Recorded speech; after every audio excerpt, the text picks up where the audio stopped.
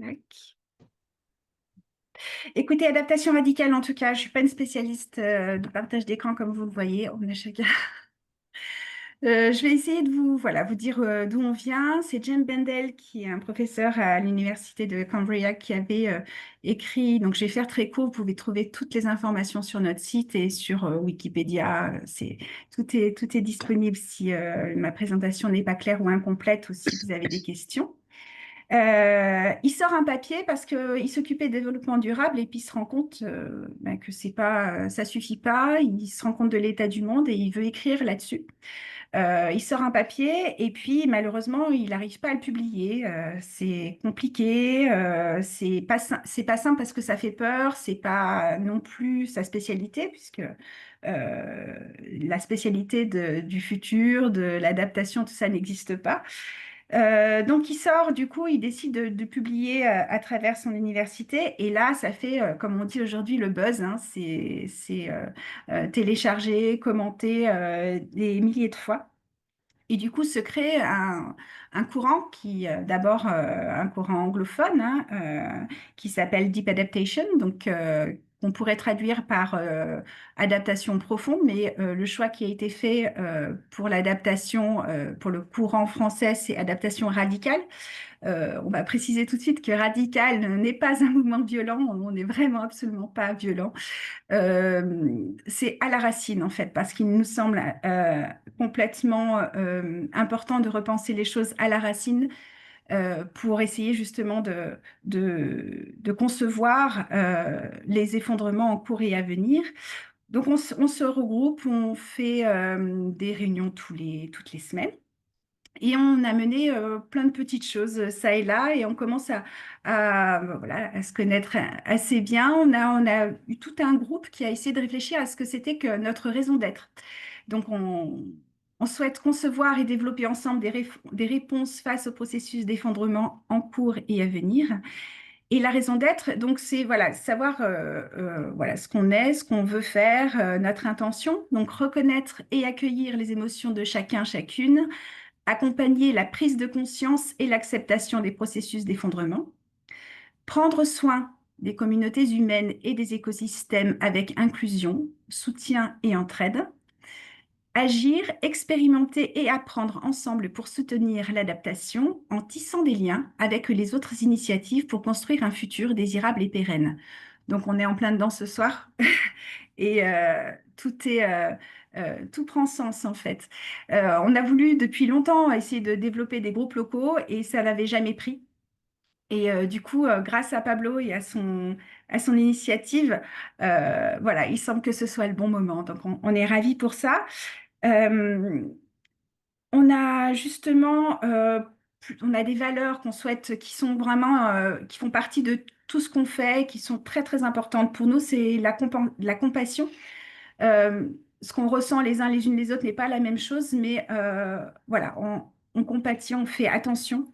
On est curieux, alors des fois on va avoir des idées, on n'est pas forcément d'accord, mais on est toujours voilà, curieux, on réfléchit, on n'est pas fermé. Voilà, notre but c'est toujours d'être ouvert aux autres et aux autres initiatives, et bien sûr le respect qui est juste inéluctable. Voilà, on ne peut rien faire sans ce respect-là. On a comment dire, on utilise des jumelles pour regarder le monde, on les appelle les 4 R. Les 4 R qui sont la résilience, le renoncement, la restauration et la réconciliation. Donc la résilience, c'est qu'est-ce qu'on veut préserver en fait. C'est quelque chose qu'on doit décider toutes et tous ensemble. Malheureusement, aujourd'hui, on peut le faire qu'à travers ce genre d'initiative. On a un forum des 4 R qui nous permet de le faire. Mais le pendant de cette résilience, quand on aura choisi ce qu'on veut garder, c'est qu'on ne va pas pouvoir tout garder, donc il va nous falloir renoncer. Donc, qu'est-ce qu'on doit abandonner pour ne pas empirer les choses? Euh, donc, le troisième R, c'est la restauration. Qu'est-ce qu'on va pouvoir retrouver? Des savoir-faire, des savoir-être, des organisations sociétales, des métiers aussi, hein, des éléments tout à fait tangibles et concrets. Et enfin, le R de la réconciliation, qui est peut-être le R le plus compliqué, qui a de multiples aspects. On n'a pas toutes et tous la même compréhension. Donc là, c'est écrit avec qui et quoi faire la paix. mais on est dans un monde très clivant où c'est très très compliqué. On est soit pour, soit contre, et c'est très difficile de parler de nuances, de se tromper, de changer d'avis. Il me semble très important pour faire société de nous réconcilier avec les uns les unes les autres plutôt que de nous braquer les uns contre les autres.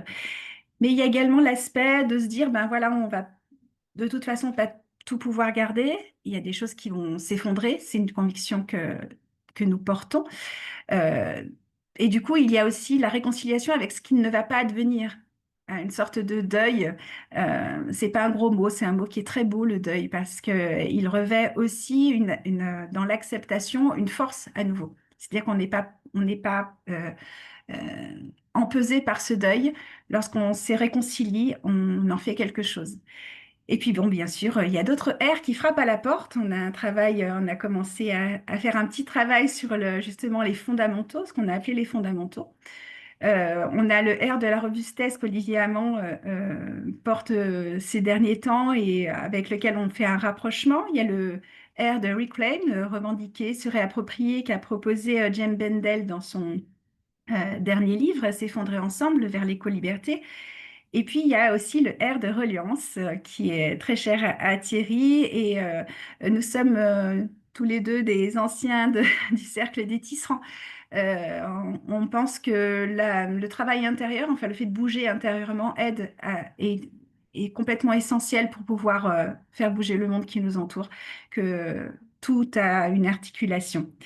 Voilà, comme je vous ai expliqué, donc une gouvernance partagée qui est très accessible si vous souhaitez venir. L'engagement bon, c'est un engagement quand même, mais on essaye d'être très ouvert et voilà. Donc si ça vous dit, soyez vraiment les bienvenus. On est riche de toutes les personnes qui vont nous rejoindre. On a des formats, donc le web papotage le prochain sera le 9 décembre à 18h30, qui permet notamment d'accueillir les nouveaux s'ils ont envie de poser des questions et puis aussi de parler du monde qui nous entoure.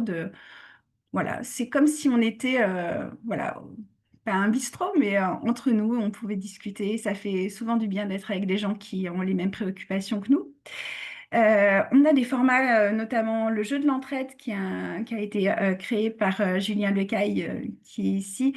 C'est un jeu de rôle, mi-jeu de rôle, mi-jeu de plateau, qui permet en fait quelque chose de formidable, c'est de nous essayer à vivre dans la peau d'un autre, un personnage qui nous aura été, euh, bon, pas imposé non plus, mais qui nous aura été proposé et donc, avec une rupture de normalité qui va arriver à un groupe de personnes qui se retournent de la table. Donc, c'est vraiment une expérience, je vous le conseille vraiment à vivre. C'est quelque chose, ça transforme en fait. On se pose des questions, mais on est obligé d'aller plus loin que se poser des questions. On doit interagir avec les uns les unes les autres autour de la table et c'est très, très, très positif. En tout cas, on ne ressort pas de ça indemne et je vous le conseille. Et puis, il y a voilà, qu'y a-t-il dans mon sac que Thierry porte plus particulièrement, qui est à travers cet objet, le sac de survie, d'évacuation, qui peut presque faire peur. Hein. Ce sont des choses un petit peu compliquées à appréhender comme ça, de but en blanc. Et pourtant, il y a quand même des personnes qui, aujourd'hui dans le monde, ont dû partir très vite de chez eux ou alors, à l'inverse, être confinés. Ce qui nous intéresse, c'est pas tant le sac en lui-même, c'est toutes les discussions qui vont autour par rapport justement à la culture du risque, puisqu'on l'a assez peu en France. Il y a d'autres endroits où c'est un petit peu plus développé. Et donc voilà, on vous propose tous ces formats et donc vivre ensemble par mauvais temps, que je vous présenterai un petit peu plus un peu plus en amont. Euh, ce que, ce, ce que je veux dire, c'est que les formats, ils sont sans cesse en train de se développer. Les scénarios du jeu de l'entraide se développent. On est tout le temps en train de prendre plein d'inspiration. Donc, si ça vous dit, vous êtes les bienvenus pour participer à tout ça. Et je te rends la parole, Thierry.